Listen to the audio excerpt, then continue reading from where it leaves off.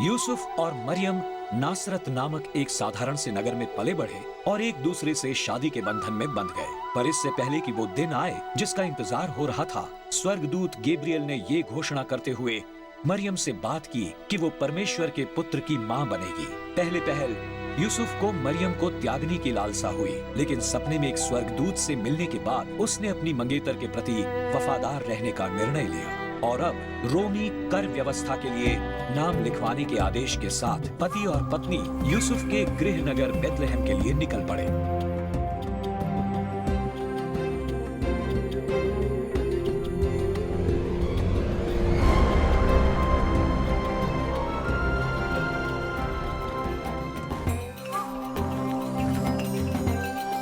Immanuel पैदा हुआ है, असीमित सीमितों के बीच रहने के लिए आया है। सृष्टि के प्रभु ने एक अशांत माहौल के बीच शांति से इस दुनिया में प्रवेश करना चुना, मानो अपने पुत्र के संपूर्ण जीवन और संदेश के लिए माहौल तैयार करने के लिए परमेश्वर तुच्छ चरवाहों का एक प्रतिनिधि मंडल ले आए, सबसे पहले देखने के लिए, भक्ति करने के लिए और जश्न मनाने के लिए। परमेश्वर ने साधारण लोगों को आमंत्रित किया सरल रास्ता अपनाने के लिए और जल्दी ही शाही लोगों को कठिन राह अपनाने के लिए, राजाओं के एकमात्र राजा को देखने के लिए। और अब यीशु जन्म क्यों, सभी जातियों के एक राजा का भाग 3।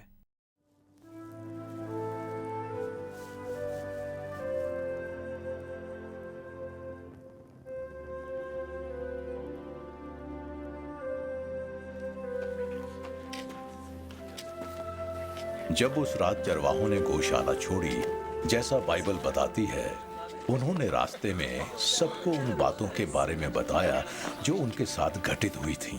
उनका जीवन फिर कभी पहले जैसा नहीं हुआ। आसमान कभी भी इतना काला नहीं लगा। वे जान गए कि जब वे रात को अपनी भेड़ों की रखवाली करते थे तो कोई उनसे कहीं महान उनकी रखवाली कर रहा था।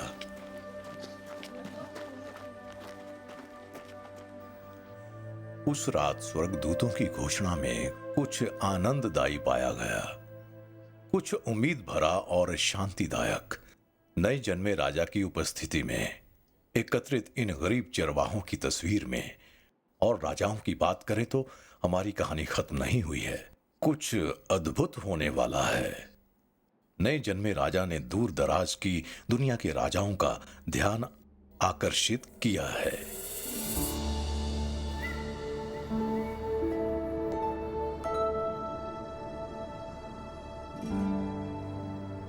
बहुत पुरानी तस्वीर के बारे में कुछ जादुई और रहस्यमय है। महाद्वीप के उस पार से, रेगिस्तान की रेत के ऊपर से, तपते सूरज और शांत सितारों के नीचे से एक उत्सुक कारवां चलता है। सुदूर देशों में इन लोगों ने शाम के आकाश में चिन्हों और भविष्यवाणियों को पढ़ा है, एक अविश्वसनीय सत्य को महसूस करते हुए कि कुछ अन्य जीवित प्राणों को वर्षों से पहचाना जाना था। हम उन्हें विद्वान लोगों या मजूसियों के रूप में याद करते हैं, जहां से हमें ये शब्द जादू मिलता है और उनकी निस्संदेह आश्चर्य से भरी कहानी है। अब ये पूरब से आए आगंतुक कौन थे? प्राचीन इतिहास के अभिलेख बेथलहम पर तारों की घटना की पुष्टि करते हैं और ये कि जो आगंतुक सबसे अनपेक्षित जगहों से आए थे वे ज्योतिषी थे, जो नक्षत्रों को पढ़कर मानवीय घटनाओं को समझने की कोशिश कर रहे थे। ये उनकी आदत है कि वे आसमान की तुलना यहूदी धर्म ग्रंथों सहित भविष्यवाणी के साहित्य से करते हैं।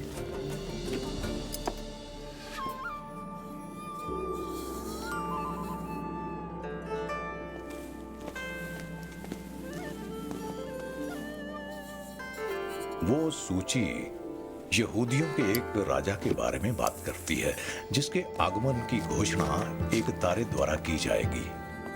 विद्वानों के पास उन सूचियों की एक प्रति है।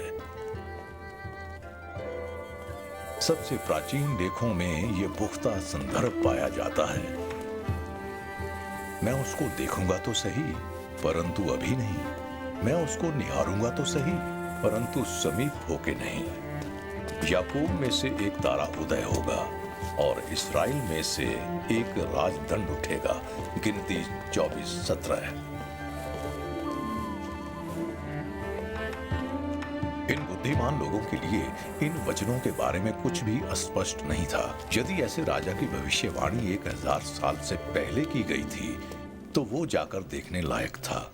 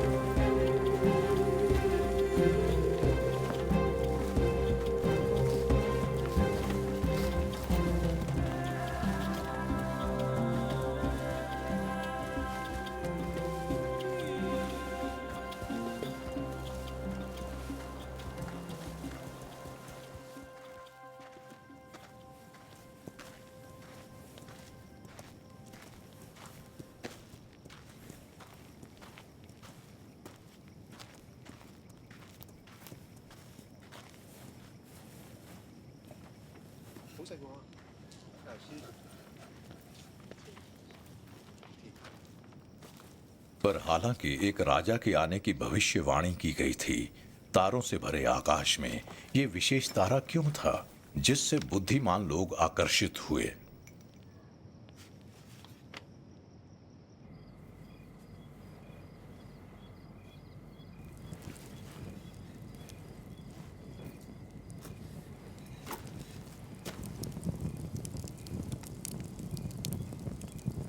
सदियों से हमने सोचा है कि बहुत से लोगों ने आकाशीय घटना को महज विज्ञान या वायुमंडलीय अशांति के रूप में समझने की कोशिश की है। हालांकि परमेश्वर ने इसकी रचना की और तारे ने मजूसियों को सीधे बालक मसीह की उपस्थिति तक ले जाने के लिए परमेश्वर के प्रकाश स्तंभ के रूप में कार्य किया। शायद एक अनसुलझे रहस्य के रूप में तारे का हल हमारे लिए बहुत अद्भुत है। क्रिसमस का उपहार उस अनंत दिन तक नहीं खोला जाना चाहिए जब कोई आसमान नहीं होगा और जब हमारे सभी प्रश्नों का जवाब दिया जाएगा। जो बात बहुत ज्यादा मायने रखती है वो है तारे का अर्थ, क्योंकि उसके प्रकाश ने सुसमाचार के पन्नों में जीवन फूंका है, हमें बुलाते हुए कि हम आएं और भक्ति करें। ये इतना तेज चमकता है कि अन्य धर्मों और अन्य देशों के लोग शांति के सच्चे राजकुमार की चरनी में आने के लिए मजबूर हो सकते हैं। ये आसमानों पर छाया रहा, हमें ये याद दिलाते हुए कि हमारा विश्वास बहुत महान है दुनिया के लिए देखने के लिए।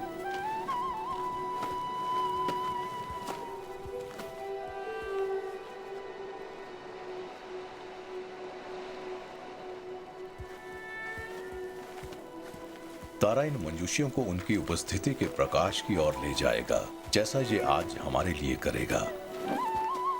और एक बार जब हम वहां पहुंच जाते हैं तो सबसे चमकीला तारा भी तुलनात्मक रूप से मंद लगने लगता है।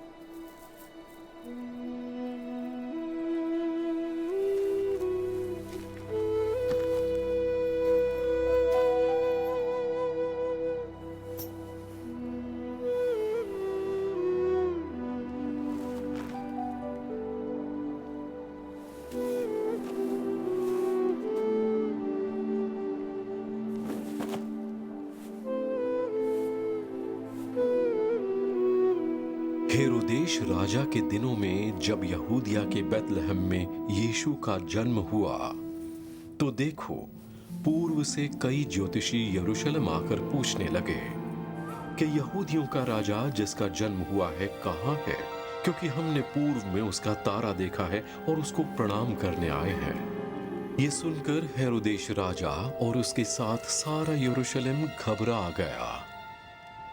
तब हेरोदेश ने ज्योतिषियों को चुपके से बुलाकर उनसे पूछा कि तारा ठीक किस समय दिखाई दिया था, और उसने ये कहकर उन्हें बैतलहम भेजा कि जाकर उस बालक के विषय में ठीक ठीक मालूम करो, और जब वो मिल जाए तो मुझे समाचार दो, ताकि मैं भी आकर उसको प्रणाम करूं।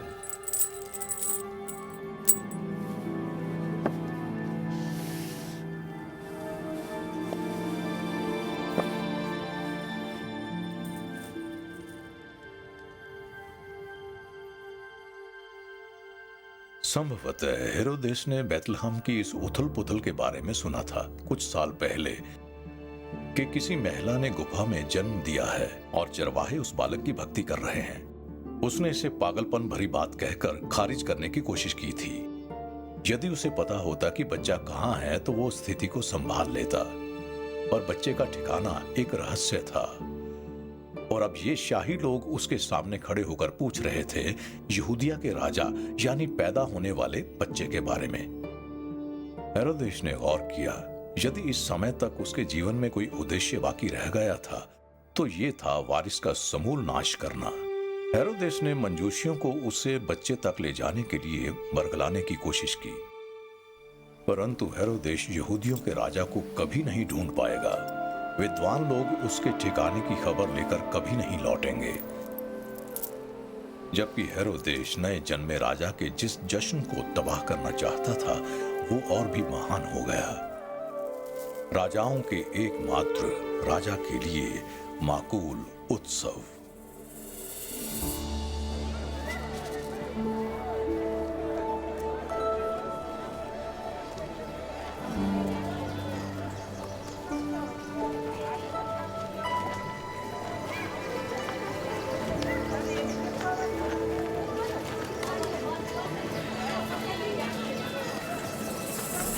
राजा आ रहे हैं, राजा आ रहे हैं।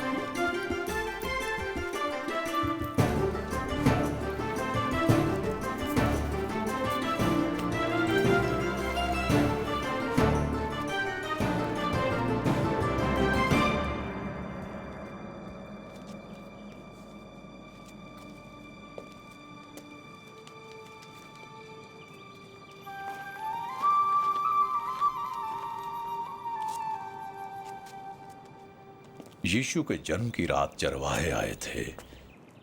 लेकिन ठीक वैसे ही जैसे मरियम और यूसुफ ने सोचा होगा कि उनका ये खास बच्चा कब तक दुनिया के लिए एक रहस्य बना रहेगा, वहां अब ये बुद्धिमान लोग प्रकट हुए इस बात की पुष्टि करने के लिए कि यीशु ही मसीह था, यानी मसीहा।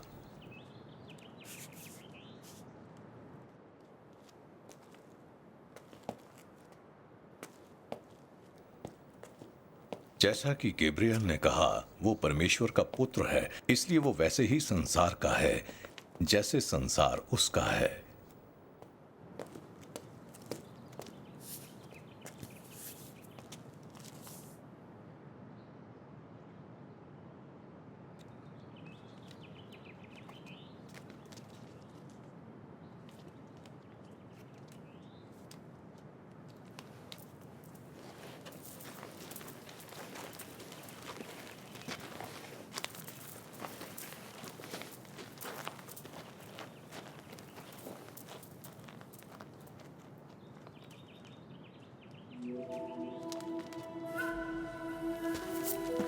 Shah!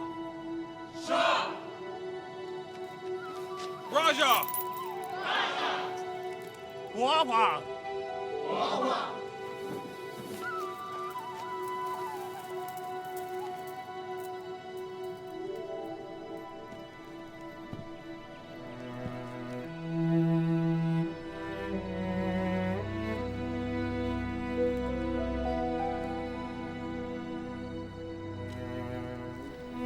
और एक एक करके प्रत्येक प्रतिनिधिमंडल ने बच्चे को राजा कहकर संबोधित किया। मरियम और यूसुफ भूलने वाले नहीं थे उन बहुमूल्य चीजों को जो बच्चे के कदमों में रखी गई थीं।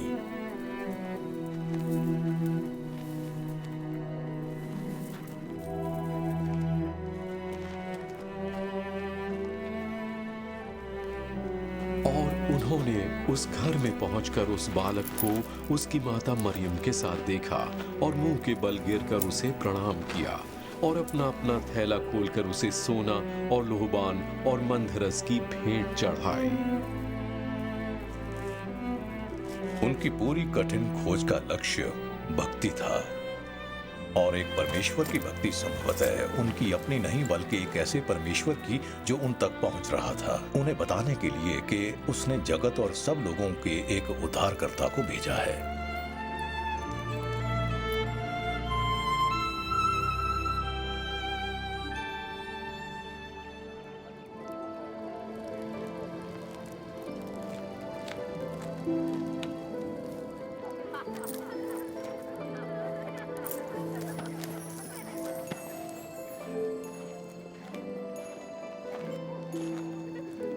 इस राजा का जन्म मानवीय स्तर के एक वैभवशाली माहौल में नहीं हुआ होगा, बल्कि अंत में हमारे प्रभु प्रकट होंगे अगली दुनिया के संपूर्ण तेज में।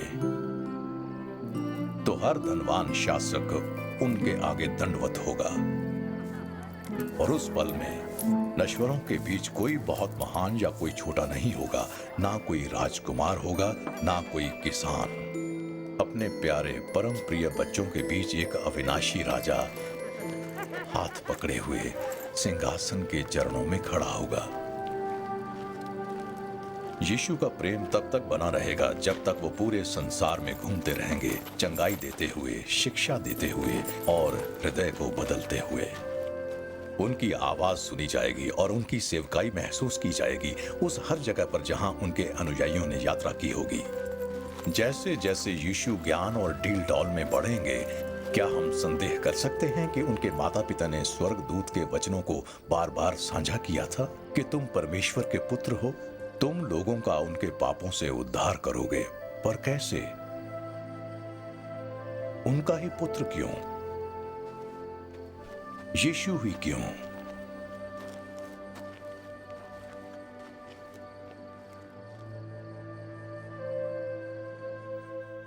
एक थकी हुई दुनिया लंबे समय से प्रतीक्षित मसीहा यानी उद्धारकर्ता के आगमन पर आनंदित हुई, और हमारे पास भी आनंदित होने के लिए बहुत कुछ है। संसार अभी भी थका हुआ है, और शायद आपको भी थकान महसूस होती हो। हम अपने तनावपूर्ण जीवन से अभिभूत हैं। सुर्खियां हमें परेशान करती हैं, और भविष्य अनिश्चित और डरावना सा प्रतीत होता है। यहां तक कि क्रिसमस, खुशी का मौसम भी दबाव का दलदल है। यहां वो है जो मैं चाहता हूं आप जाने। आनंद तब आता है जब आप उसकी कम उम्मीद करते हैं। आनंद तब आता है जब युद्ध छिड़ रहे हों और अकाल फैल रहा हो, सुर्खियां चीख रही हों। आनंद तब आता है जब रुपए पैसे कम हों और दबाव बहुत अधिक हो और परिस्थितियां अंधकारमय हों। आनंद तब आता है जब रोमी आपकी जमीन पर कब्जा कर रहे हों और सीजर आपसे कर चाहता हो। यह बिल्कुल उसी तरह का पल है जब परमेश्वर आते हैं आनंद के शुभ समाचार के साथ। यीशु का जन्म क्यों? इसलिए क्योंकि मसीह का जन्म सब कुछ बदल देता है। इसने दुनिया को बदल दिया और ये आपको बदल सकता है। ये आपके आनंद से रहित जीवन में आनंद ला सकता है, निराशाजनक समय में आशा ला सकता है और शांति ला सकता है एक अनिश्चित दुनिया में। यीशु का जन्म क्यों? क्योंकि परमेश्वर ने जगत में ऐसा प्रेम रखा कि उसने अपना इकलौता पुत्र दे दिया ताकि जो कोई उस पर विश्वास करे वो नाश ना हो परंतु अनंत जीवन पाए। सरल शब्दों में कहें तो यीशु जन्म क्यों? आपकी उद्धारकर्ता की जरूरत के लिए क्रिसमस को आपको जगाने दे। यीशु का जन्म परमेश्वर की एक तस्वीर है, उसके पुत्र के जरिए हमें छुड़ाने की एक पेशकश, प्रत्येक देश के हर एक व्यक्ति को बताने का प्रयास। इसलिए कभी भी या कहीं भी जब परमेश्वर आपसे बात करते हैं तो यीशु मसीह के लिए अपना जीवन देकर एक नई शुरुआत करने का इससे बेहतर समय नहीं है।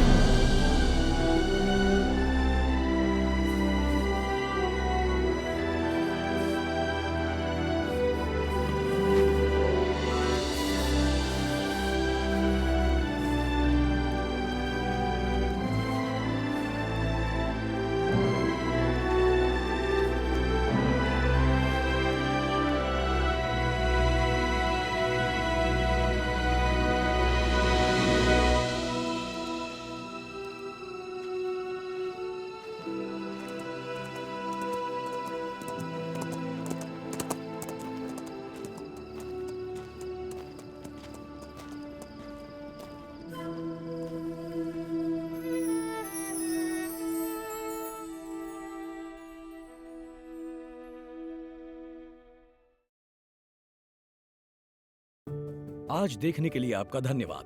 क्योंकि आप यीशु मसीह के जन्म और पहले क्रिसमस के बारे में डॉक्टर जेरेमिया के वचनों पर चिंतन करते हैं। यदि आप यीशु मसीह के बारे में और उनमें अपनी आशा के बारे में और अधिक जानना चाहते हैं तो डॉक्टर जेरेमिया आपके साथ एक मुफ्त संसाधन साझा करना चाहेंगे। एक बुकलेट जो कहलाती है आपका महानतम दिशा परिवर्तन, जो आपकी मदद करेगा मसीह के साथ आपके संबंध की शुरुआत करने में। जब आज आप टर्निंग पॉइंट से संपर्क करेंगे तो ये संसाधन आपके लिए बिल्कुल मुफ्त है। देखने के लिए धन्यवाद। यदि आप यीशु जन्म क्यों या डेविड यर्मिया के बारे में और ज्यादा जानना चाहते हैं तो www.yjkfilm.org पर जाइए।